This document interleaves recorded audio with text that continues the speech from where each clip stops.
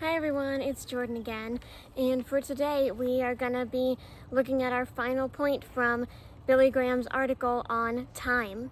How do we view time best as a Christian, and then how do we use that time best as a Christian to glorify God as much as we can. So are you ready for the very last one? So the last one has to do with how much time do we make for God? Where do we put him on our priorities list? And how much time do we spend helping others as well? Here we go. No Christian would say, I'm too busy for God. But how often have you gone through a whole day without even thinking about him, let alone praying or reading the Bible? How often have you ignored someone who needed your encouragement or help?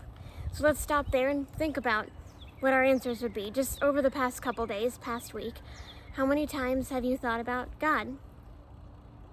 How many times have you read the Bible? Prayed and talked to God? How many times have you seen someone struggling and chosen to help, chosen to give up your time to be with them, to be there for them? Okay, so why is this? Well, one reason is because we relegate God to our spare time, but end up never having any spare time. In other words, we mentally list everything we have to do and put God at the bottom of that list. But the opposite should be the case. Jesus said, seek first the kingdom of God and his righteousness. That's in Matthew 6:33. So what he's saying here is that, we might not ever out loud say, I'm way too busy for God. At least I hope we would never say that out loud. But that's what our actions are saying? Is that what we're telling God inadvertently by the way that we spend our time, by the way that we prioritize, by the way that we go about our days and do different things and don't do other things? Is that what we're saying without using words? Is that what our actions are saying? And that whole thing made me think of something that I heard recently, and for the life of me, I can't remember who said it. So forgive me for not being able to give credit to the right person for this. But unlike the name of the person, what they said stuck with me so much that I definitely remember that part of it. And basically the idea was that we are Christians always. If we believe in Jesus, if we are Christians, then we are Christians 24/7, every single day. Now, that sounds pretty straightforward, but what he's saying is that we aren't just Christians when it suits us. It's not something we get to turn on and off. It's not something that we put on and take off, that we maybe walk away from when it doesn't necessarily work well for us, and we come back to when it does. It's not something that we decide whether we're interested or not based on the day or the circumstances. That's not true Christianity. True Christianity is something so all-encompassing that it changes everything. Everything about us is now through the lens of Jesus, through being a Christian. Or to put it in the way that Billy Graham does here, we're not just a Christian in our spare time. We're not just a Christian when we've crossed off everything else on our to-do list, and we get down to the bottom and we say, okay, now I can be a Christian because I got all of my work done. Yay for me, I got all my stuff done.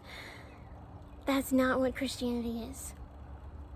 Look at the verse. Seek God's kingdom first and foremost. And I want to add something to that. Seek God's kingdom continuously. Wherever we are, whatever we're doing, we are still Christians while we're doing our to-do list. Seek God's kingdom. Talk to God while we're doing those things. We're Christians in every encounter that we have. We should be reflecting God's glory and representing him to everybody that we see. We get the chance to encourage people and to help them and to show them God's love. We should take it every single time, because we're Christians in those moments too. Or we're Christians in the middle of the night when nobody else is around, when we're awake and maybe struggling with something, or just in the dark and nobody else is nearby. We're still just as much Christians in those moments as well. It's not something that we choose to do at sometimes and not at other times.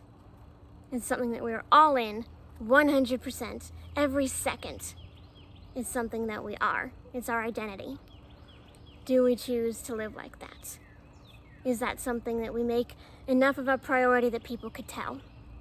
If people were to look at the way that we prioritize our days and our lives and our to-do lists and where we spend most of our time, what would they say?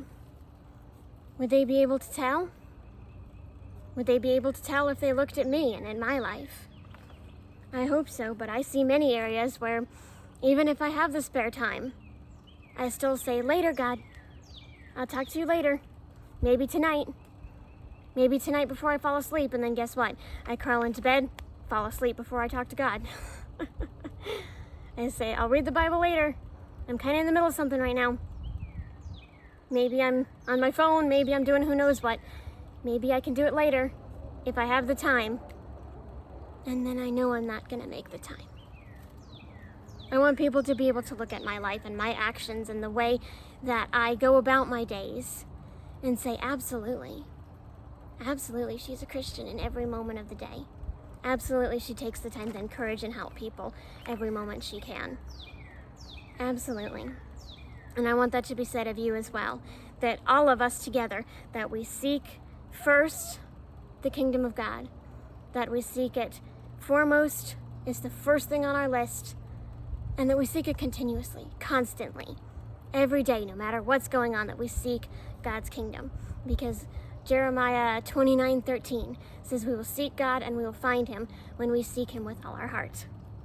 I hope you enjoyed that. I enjoyed going through those things on time and how we can use it best. I love you guys so much. I'll see y'all next week. Goodbye.